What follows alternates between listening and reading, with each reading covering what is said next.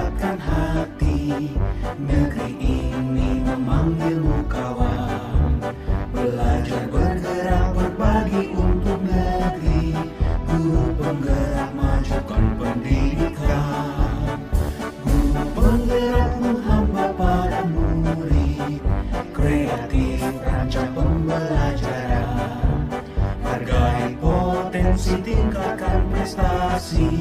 Lahirkan profil pelajar Pancasila. Belajar bergerak berbagi untuk negeri. Kita menjalin kolaborasi. Belajar bergerak berbagi untuk negeri. Demi bakti pada Ibu Pertiwi.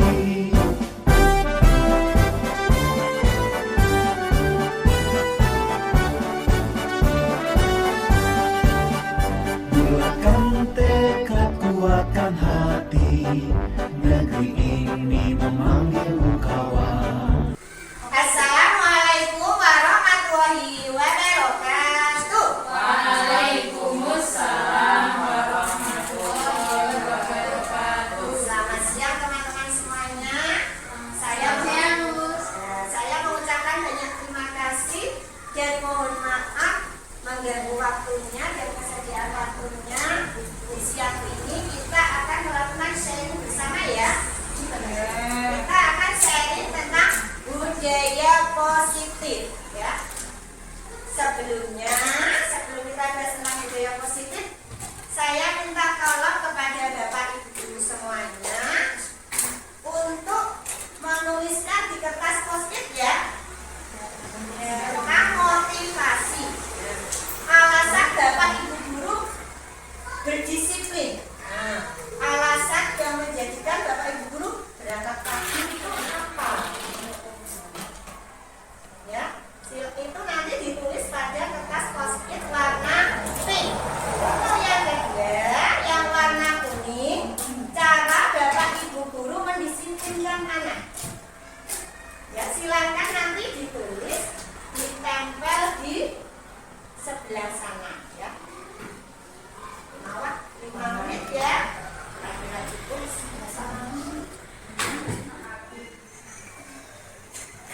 Warna tanah, sama sekali tidak pernah. Dia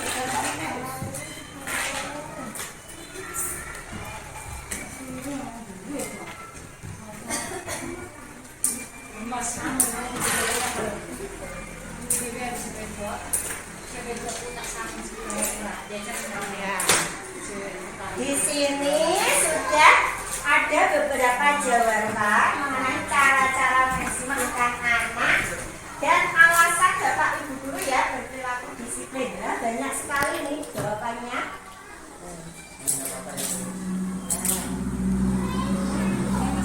Ini ada yang untuk mematuhi SOP untuk menyambut kedatangan anak di pagi hari. Ada yang karena sudah jadi tugas kami harus berangkat pagi untuk menyambut anak. Ada yang untuk memberi tauladan. Ya, banyak sekali jawabannya. Terima kasih untuk jawabannya yang telah dituliskan pada kertas post-it. Untuk selanjutnya, nanti berdasarkan jawaban ini nanti Bapak Ibu guru bisa menilai diri sendiri ya untuk penerapan dari budaya positif. Nah, untuk selanjutnya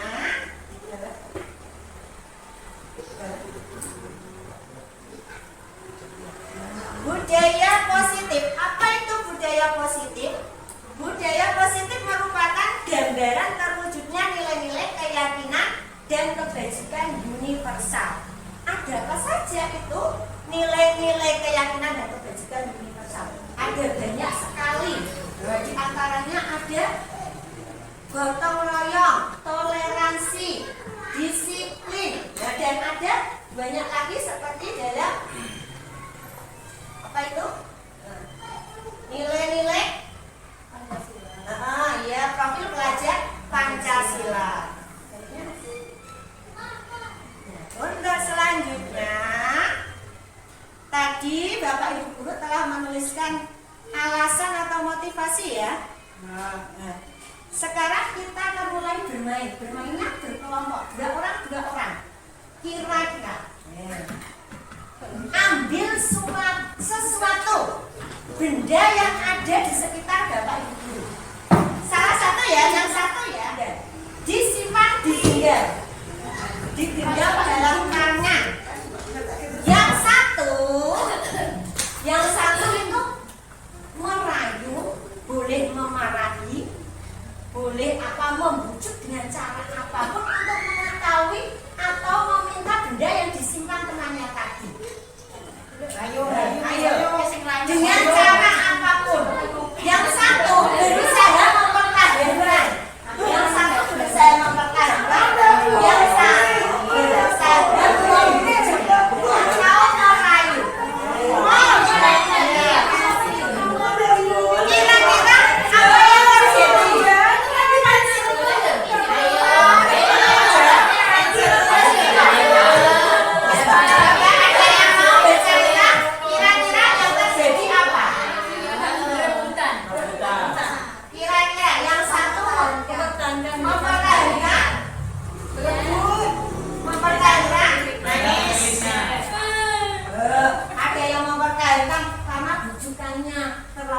Ada yang dibuka. Ya. Berarti dari permainan tadi, dari praktek tadi, apa yang bisa kita ambil?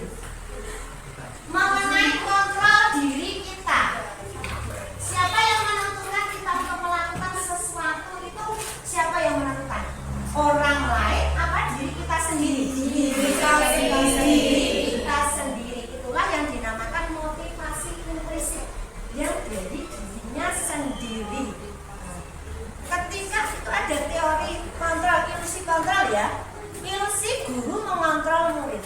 Ilusi bahwa kritik membuat orang merasa bersalah dapat menguatkan karakter. Ilusi bahwa semua penguatan positif, efektif dan bermanfaat. Ilusi bahwa orang dewasa memiliki hak untuk memaksa. Berarti itu hanya ilusi. Yang sebenarnya adalah yang memiliki kontrol pada diri kita adalah diri kita sendiri. Apapun bukan orang lain, apapun iming-iming, apapun itu yang datang dari luar, yang menentukan itu diri kita sendiri. Itu nanti yang mewujudkan adanya disiplin positif. Disiplin positif itu berarti disiplinnya tidak untuk mematuhi aturan saja, tapi karena dia mempunyai kontrol dirinya untuk mencapai tujuan yang terbaik, yaitulah disiplin positif, yaitu motivasi eksternal dan internal. Yang motivasi eksternal ada 2, yaitu untuk menghindari ketidaknyamanan atau hukuman. Apa yang akan terjadi apabila saya tidak melakukannya? Misalnya mau berangkat ke sekolah, saya ya harus berangkat pagi memakai seragam yang lengkap. Nah, tidak memakai seragam yang lengkap nanti dapat denda, dapat marah dari kepala sekolah, dapat teguran. Itu motivasinya. Masih motivasi eksternal, masih karena takut kepada hukuman, masih takut kepada kepala. Yang kedua, motivasi eksternalnya untuk mendapatkan imbalan. Misalnya ada ini ya, nah, nanti yang disiplin terus mendapat reward 1 bulan misalnya uang 1 juta.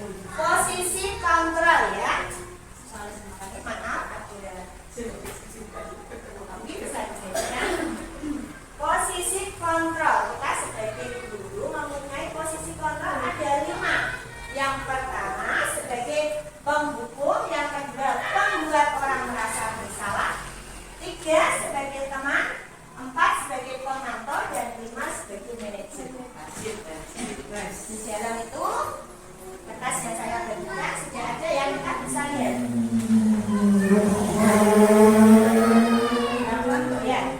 Posisi kontrol tadi ya sebagai penghubung. Bagaimana gambaran posisi dulu sebagai penghubung? Marah-marah ya ketika ada anak melakukan kesalahan, memberikan hukuman, menghardik. Ada anak terlambat ke sekolah, kamu terlambat, berdiri di depan. Bayangkan misalkan kita pengajar PAUD ya, pendidik PAUD, anak kecil dihukum seperti itu, apa yang terjadi? Nangis,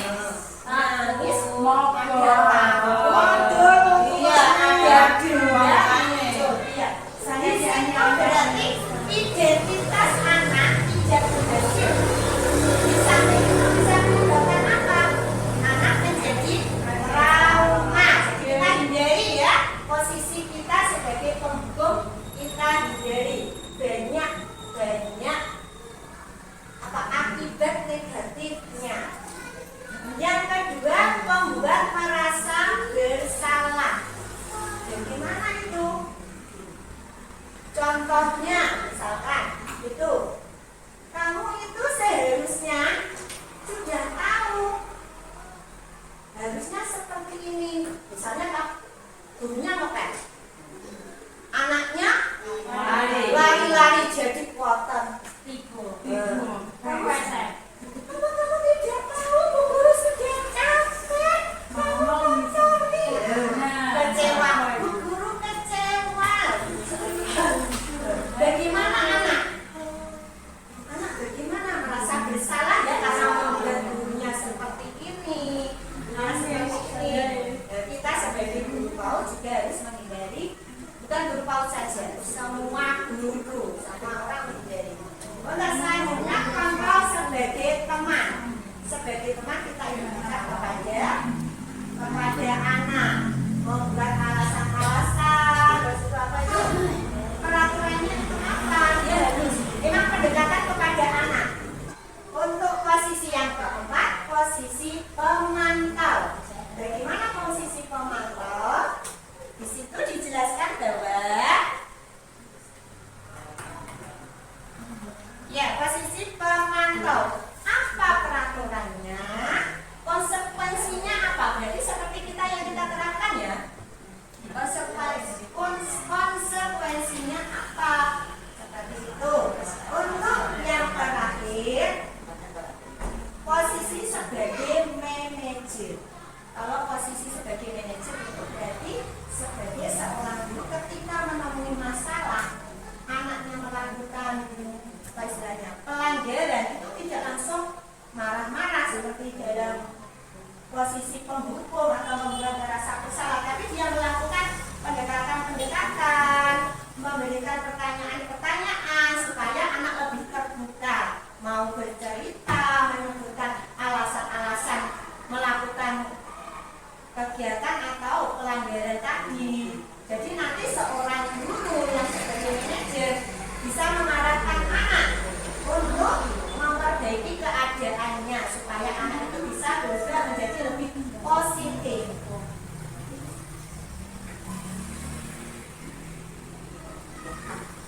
Untuk selanjutnya, kebutuhan dasar manusia. Apa hubungannya kebutuhan dasar manusia itu tadi?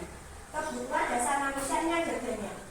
Bertahan hidup, juga merasa diterima, kebutuhan akan kebebasan, kebutuhan akan kesenangan, kebutuhan akan penguasaan. Bertahan hidup itu seperti apa? Bertahan hidup, kalau dulu ada sandang, pangan, papan. Kalau sekarang kesehatan sudah masuk bertahan hidup ya, seperti itu. Hubungannya apa? Hubungannya begini. Ketika seorang anak melakukan pelanggaran atau melakukan sesuatu di sekolahan dimanapun, pasti karena ada kebutuhan dasarnya yang tidak terpenuhi. Mungkin karena di rumah anak sering ditekan, tidak boleh kemana-mana, dilarang begini, dilarang begitu. Jadi ketika di dia ke sekolahan, dia melampiaskan, dia menjadi lebih aktif, dia tidak mau diatur seenaknya sendiri, bisa jadi seperti itu. Berarti ada kebutuhan dasarnya yang tidak terpenuhi. Jadi seorang guru ketika menemui anak yang melakukan tindakan atau tidak disiplin, jangan langsung misalnya menyalahkan anak itu. Kita teliti, kita harus tahu ada alasan tertentu yang menjadikan anak itu melakukan seperti itu. Kita bisa lihat dari kebutuhan dasarnya mana yang tidak terpenuhi. Kita arahkan supaya kebutuhan dasarnya tadi terpenuhi tanpa menimbulkan masalah bagi lingkungannya. Bisa kita alihkan kegiatan yang lebih positif ya. Jangan seperti misalnya ada anak mukul temennya, atau kadang kan ada yang suka ngatur-ngatur temennya aja ya. Ada yang ngatur-ngatur temennya. Pasti itu berarti dia ingin ini kebutuhan apa? Akan penguasaan, dia ingin lebih. Jadi kita arahkan. Mungkin kita gini ya. Ketika ada tugas atau ada apa, kita pimpin. Kita minta anak itu memimpin permainan. Jadi dia arahnya tidak mengarah ke hal-hal yang negatif. Merasa diterima. Mungkin ada kita punya anak yang minder. Mungkin di rumah orang tuanya sering membanding-bandingkan ya dengan anaknya yang lain, dengan tetangganya, dengan saudaranya. Dia ada kebutuhannya tidak terpenuhi, yaitu kebutuhan merasa diterima. Jadi dia ketika di sekolah bisa menjadi pendiam, minder. Nah, kita sebagai guru kita harus bisa melihat ini kebutuhan dasarnya mana yang tidak terpenuhi. Berarti merasa diterima, dia ingin diterima. Kita arahkan, jangan kalau di rumah sudah dibanding-bandingkan, di sekolah gurunya seperti itu. Bayangkan anak itu nanti jadinya seperti apa? Yuk untuk selanjutnya bisa dipahami ya? Untuk yang terakhir, segitiga restitusi. Apa itu segitiga restitusi? Adalah proses menciptakan kondisi bagi murid untuk memperbaiki kesalahan sehingga kembali pada kelompok mereka dengan karakter yang lebih kuat. Artinya apa? Ketika seorang anak melakukan kesalahan atau tidak berdisiplin atau apa, kita sebagai seorang guru tadi jangan langsung marah-marah, jangan langsung kita bertindak sebagai posisi sebagai pendukung atau sebagai merasa bersalah.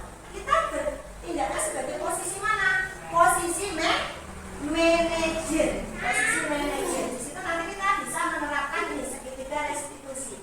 Tahapannya ada apa saja? Kita lihat. Tahapannya ada satu, menstabilkan identitas. Yang kedua, memvalidasi kesalahan. Yang ketiga, menanyakan keyakinan. Menstabilkan identitas. Apakah Bapak Ibu guru semuanya pernah atau punya anak yang melakukan pelanggaran atau tidak disiplin? Sering. Langkah pertama yang Bapak Ibu lakukan apa biasanya? Besibar. Ada yang langsung marah-marah. Kamu terus yang melakukan kesalahan. Guru gimana nih? Ada yang istighfar. Langsung jadi kamu yang salah. Mulai dari sini kita kita benahi. Di sini tahapan segitiga restitusi. Satu, menstabilkan identitas. Kita jangan langsung marah-marah. Kita buat nyaman anak dulu. Kita buat nyaman anak supaya anak itu mau bercerita. Anak itu melakukan kesalahan dia itu yang salah. Mamai. Pasti ada alasan ya.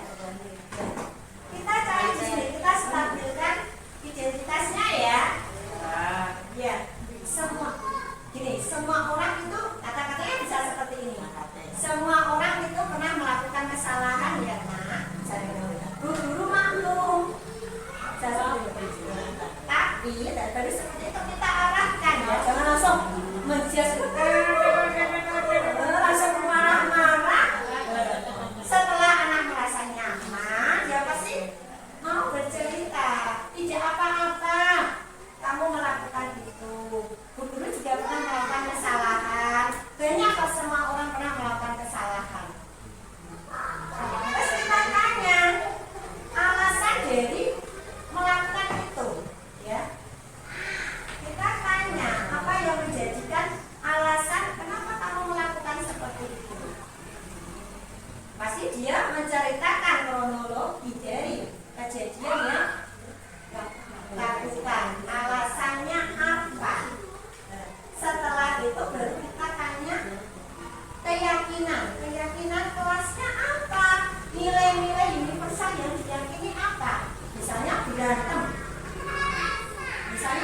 dia sudah menceritakan karena mainannya direbut. Berarti asal kita tanya, ya berebut itu karena pengen main, kan pengen main, mainannya sama. Ketika mainan kita diberebut pasti ada akibatnya. Akibatnya apa? Menimbulkan kekacauan, menimbulkan menyakiti temannya yang lain. Supaya tidak menimbulkan hal-hal yang seperti itu, kita tanya anak keyakinannya seperti apa. Kita tunggu anak itu sampai menyebutkan. Kita jangan istilahnya mendikte ya langsung, tapi anak biarkan berpikir, pelan-pelan menemukan nilai-nilai yang diyakini. Harus sayang teman, misalnya gitu, mainnya bergantian, seperti itu ya. Itulah tahapan segitiga restitusi. Kita harus bertindaknya sebagai posisi manajer. Kalau belum bisa sebagai posisi manajer, kita sebagai apa? Kita bergeraknya antara pemantau sampai manajer. Yang penting kita menghindari yang menghukum ya, sebagai penghukum. Ya. Baiklah teman-teman, itulah tadi tentang budaya positif ya. Mungkin ada yang perlu ditanyakan? Ya apa?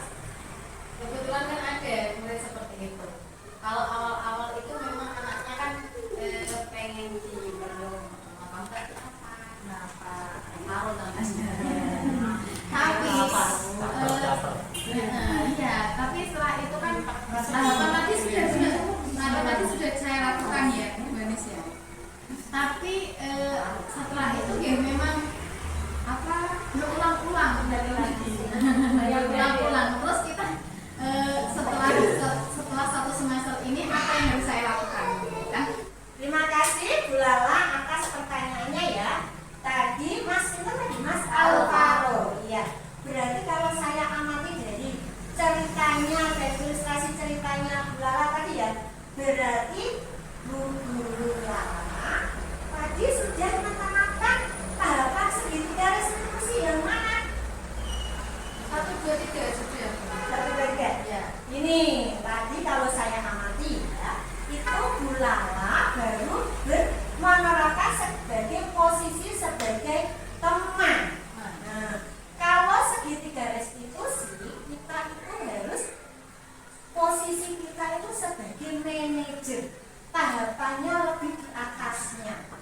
Kalau sebagai teman berarti betul tadi hasilnya Mas Alvaro, identitasnya tadi sudah berhasil, dia akan menjadi baik, dia akan melakukan dan bertanggung jawab ya tadi ya.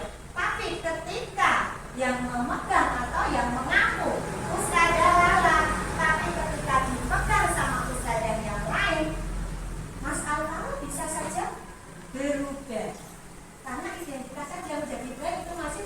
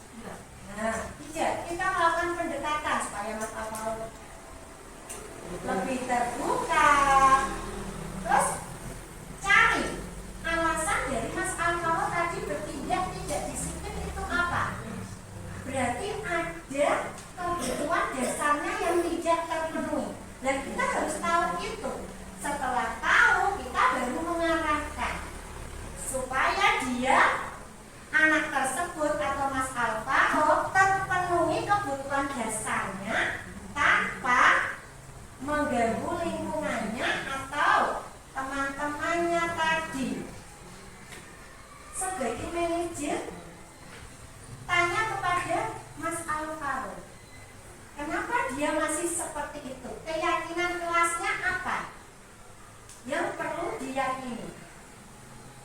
Pelanggarannya apa? Terus keyakinan kelasnya yang perlu dianu apa saja? Seperti itu ya.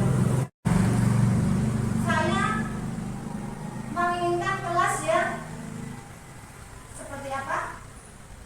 Aman, yang bersih, misalnya seperti itu.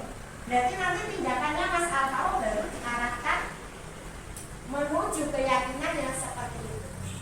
Seperti itu bagaimana? Bisa dicoba. Nah, nanti bisa dicoba ya. Kita berlatih. Ya. Demikian dari teman-teman, dari saya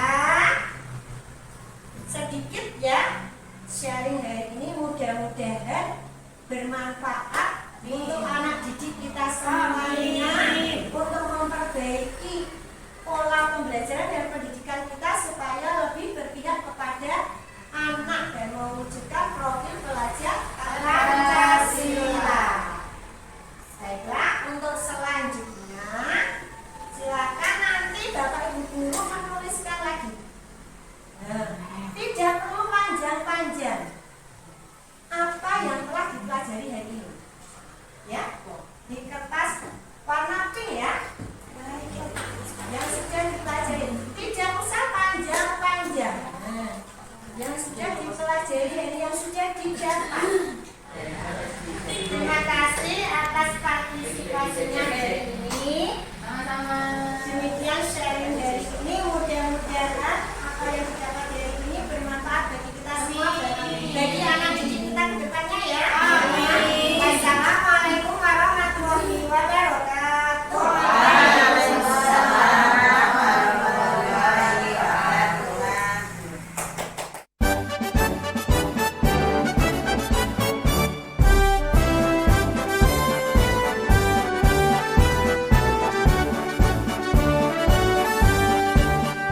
Bulatkan tekad, kuatkan hati.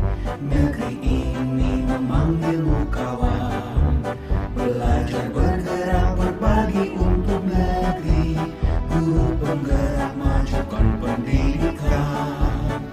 Guru penggerakmu hamba pada murid. Kreatif rancang pembelajaran. Hargai potensi, tingkatkan prestasi. Lahirkan profil pelajar Pancasila.